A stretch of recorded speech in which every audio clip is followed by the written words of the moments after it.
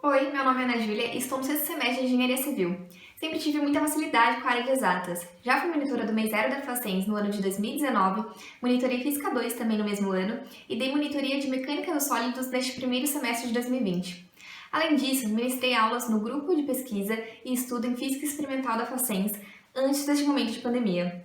Nessas experiências, sempre busquei ensinar com uma didática muito clara e calma. Quando cursei Resistência dos Materiais, acabei me interessando muito pela área de estruturas e desenvolvendo um certo carinho pela matéria. Foi então que descobri qual área da engenharia civil eu gostaria de seguir para o resto da minha vida. Ser monitor é uma experiência única de aprender ensinando. E citando a poetisa Cora Coralina, feliz é aquele que transfere o que sabe e aprende o que ensina. Escolhi um exercício de treliça em que quero determinar as forças normais das barras 1, 2 e 3. A primeira coisa a se fazer é calcular as reações de apoio, onde eu tenho um apoio fixo, em A, e um apoio móvel, em C. E perceba que no apoio fixo não haverá nenhuma reação no eixo X, pois eu não tenho nenhuma força agindo nesse eixo em toda a minha treliça. Bom, começando pela somatória de momento em A, entrarão para a equação de equilíbrio a força de 2 kN com sinal negativo, pois fará um giro no sentido horário na estrutura, e levando em consideração a regra da mão direita, deverá aparecer com momento negativo na equação.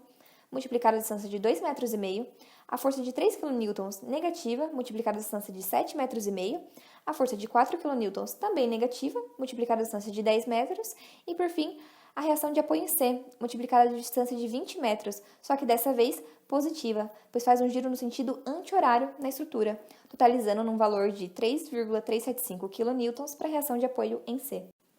Agora, utilizaremos uma equação de equilíbrio no eixo Y para determinar a última reação de apoio, em que entrará o menos 2, o menos 3 e o menos 4, a reação de apoio em C, que calculamos anteriormente, e a reação de apoio em A, que é o que eu quero determinar, totalizando num valor de 5,625 kN. O segundo passo, utilizando o método de Ritter, é fazer um corte na minha treliça em que pegue todas as barras que eu quero calcular. Nessa segunda figura, eu já fiz esse corte e coloquei as forças normais saindo das barras 1, 2 e 3. É importante ressaltar que o nó B e a força de 4 kN não entrarão para o meu sistema, pois o corte foi feito antes desses dois. Por isso, eles são representados de maneira pontilhada na minha figura. O terceiro passo é achar esse ângulo formado pelas barras 1 e 2, para que futuramente possa decompor elas com mais facilidade. Voltando para minha figura inicial, eu vou sinalizar esses dois triângulos. Um azul, referente à barra 1, que tem uma altura de 2 metros e uma base de 2,5 metros, e um vermelho, referente à barra 2, com uma altura de 4 metros e uma base de 1 metro. Aqui, eu isolei os dois triângulos e calculei o arco tangente do cateto oposto pelo cateto adjacente para os dois, obtendo seus respectivos ângulos e sinalizando seus cossenos e senos. Finalmente, o quarto passo é achar as forças. Começaremos fazendo uma somatória de momento em B, em que as barras que chegam até esse nó não entrarão para a somatória. As únicas forças que entrarão para a somatória serão as de 3 kN, a de 2 kN, a reação de apoio em A e a força normal na barra 3, que chamei de F3, todas elas multiplicadas por suas respectivas distâncias, totalizando num valor de 4,2 kN para a barra 3.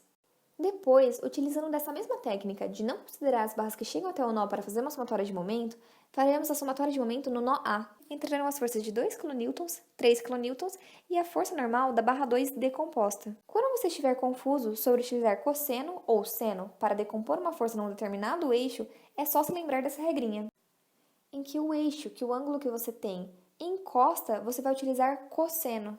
Então, na barra 2, o ângulo que temos encosta no eixo X. Portanto, a decomposição dessa barra no eixo X será F2 vezes o cosseno desse ângulo, e a decomposição dela no eixo Y será F2 vezes o seno desse ângulo. Multiplicando essas duas forças e a força F2 decomposta pelas suas respectivas distâncias, acharemos uma força normal da barra 2 de 3,5 kN.